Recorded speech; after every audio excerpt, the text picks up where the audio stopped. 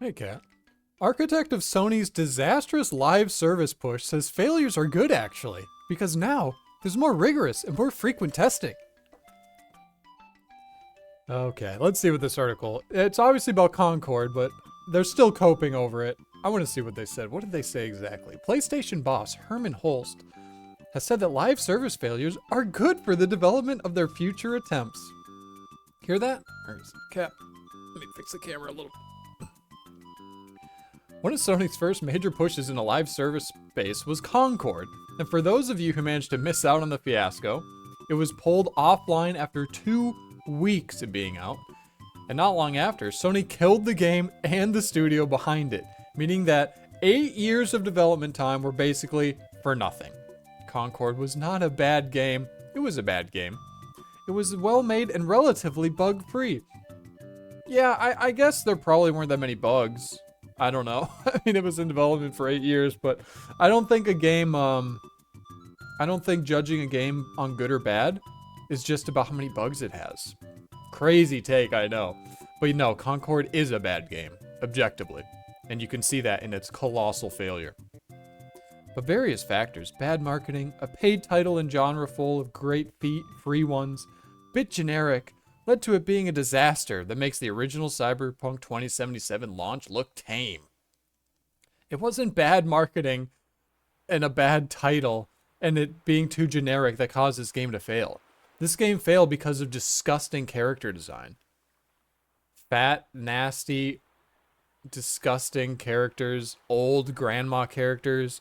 There was one singular white dude character, and he looked like he was wearing styrofoam armor and had a little energy machine gun. It was all bad. It was all shit.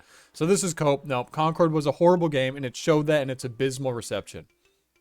And yet, PlayStation are unfazed with development of live service titles going forward. Marathon is next in line, and from the sounds of things, it isn't going swimmingly over there either. Sony Interactive Entertainment CEO Herman Holtz spoke to the Financial Times about Concord's failure and Sony's continued push to live service despite it. Yeah, that's a huge mistake. Get out of live service. Just you failed. You tried. You failed miserably. Just stop. No one has failed as spectacularly as you guys did. So just stop. Just move on. Holtz says the fiasco has led Sony to put in place much more rigorous and more frequent testing. Wait, I thought the only positive Concord had was that it had few bugs. Wasn't that like the one positive they toted?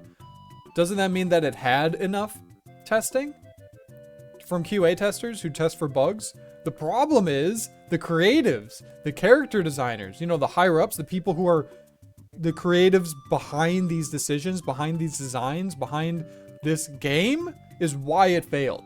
If the characters weren't disgusting, maybe it would have lasted a month or two. Maybe. Probably still would have failed, let's be honest. I don't want teams to always play it safe, but I would like for us, when we fail, to fail early and cheaply. Is that what you call it? 8 years and what was it, 300 or 500 million dollars is cheaply? Oh no. Which is far from Concord's 8-year development and reportedly massive budget. Yeah, exactly. But if you were hoping that if you were hoping that failure would cause Sony to go back to doing what it does best by creating impactful single-player games, I wouldn't get too excited. Holt says the numbers of live service releases is not important. What is important to me is having a diverse set of player experiences and a set of communities. That sounds like some DEI commie gobbledygook to me. Damn, that's all he had to say. That's fucking crazy. Yeah. Concord was not a good game. Concord was an awful game with disgusting characters, and it failed. And it should have failed. That's just the market, you know, reacting appropriately. The problem is absolutely not related to testing, lol.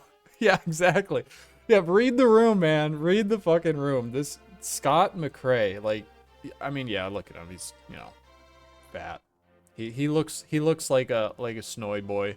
So it's not too surprising that he's playing defense on Concord.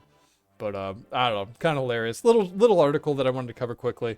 But looks like that's about it, so I won't linger any longer than that. But yeah, thanks for watching. Like the video if you liked it. Dislike if you disliked it. Subscribe. I'm a new channel. Subscriptions really do go a long way. And thanks for watching. Peace.